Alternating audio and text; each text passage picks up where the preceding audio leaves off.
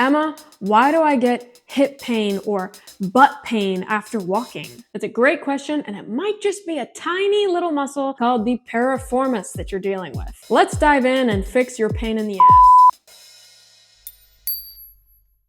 Some individuals who regularly participate in a walking regimen, or they just start into one and they're not quite adapted to it yet, they can feel massive pain in the butt, or rather in the back of the hip.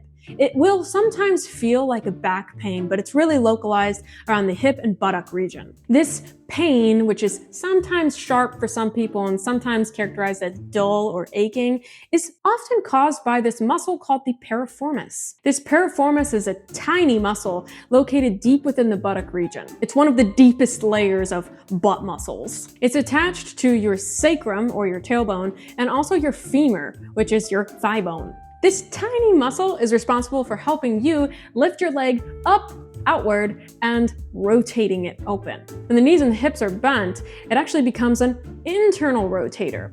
But enough of the jargon. How does the walking impact the piriformis? When you walk, especially on uneven terrains or at a brisk pace, the piriformis gets activated. Over time, especially if the muscle becomes inflamed or overworked, it can become irritated, leading to a common condition known as piriformis syndrome. So how do you know if your pain in the butt is actually your piriformis or something else? Number one, it might be your piriformis if you have a pain in the butt, specifically your buttock right on the back of your hip. You may end up with piriformis pain if you've been sitting for an extended period of time or walking a lot, or rather walking when you've been unaccustomed to walking yet and you walk too much. It might be your piriformis if you experience tingling or numbness. Sometimes an irritated or inflamed piriformis can aggravate the nearby sciatic nerve that can sometimes lead to symptoms of sciatica, tingling and numbness. A third factor that may show that it could be the piriformis is if the pain worsens with movement.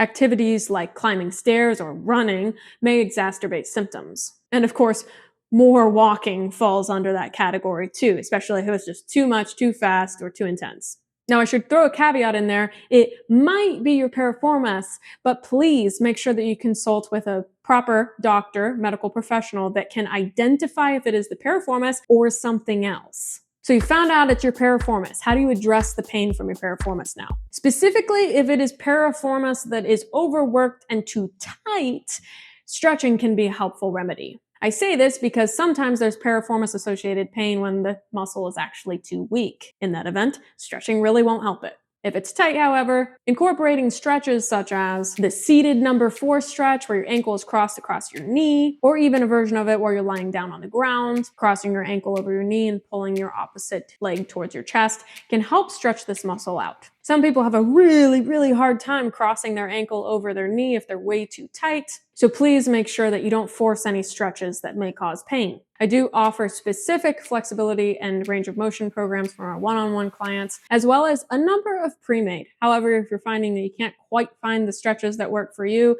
I do strongly recommend one-on-one help. Now, I mentioned some individuals actually have a weak piriformis, and that could be some of the cause of the issues. But again, this video is mostly on if you have a tight or overused or overworked piriformis. In that event, strength training can help, but not the piriformis, the muscles surrounding the piriformis.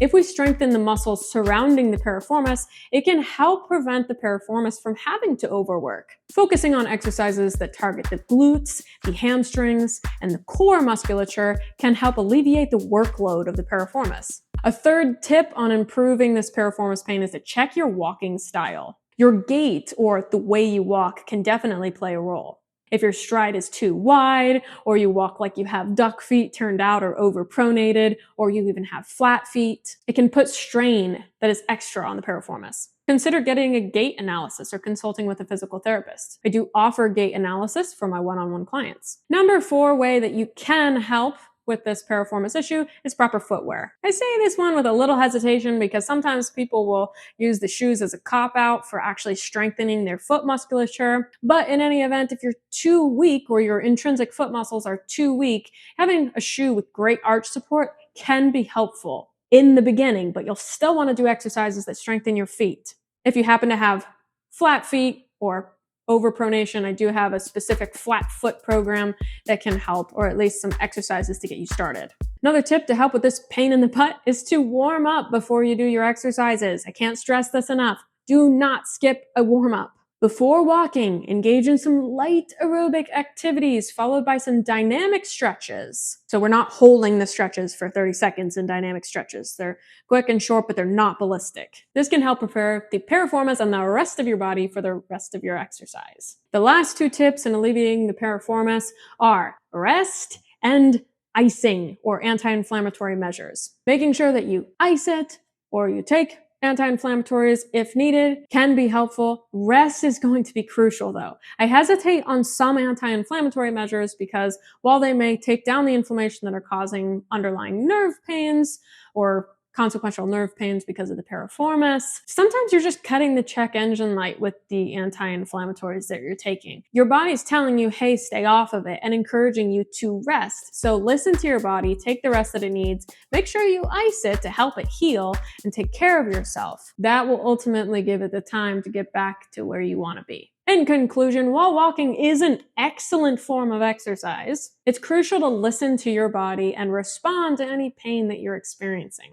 It's really important. Walking is not everything. I strongly recommend supplementing your cardiovascular fitness endeavors with a strength training program. I do offer pre-made strength training programs, but I also have one-on-one fitness plans too for individuals that need a little bit more co-piloting and guidance. If you don't incorporate the right type of strength training and the right amount of strength training, you can risk injury, even if you're really doing a great job pursuing cardiovascular fitness goals. So make sure you have all aspects taken care of. As always, if you suspect you may have a piriformis condition, please consult a medical professional. Don't do Dr. Google. This is just providing you information that it exists so you can try to figure out what exactly that pain in the butt actually is. So rest well, don't overdo it, and always remember, your health is an investment, not an expense.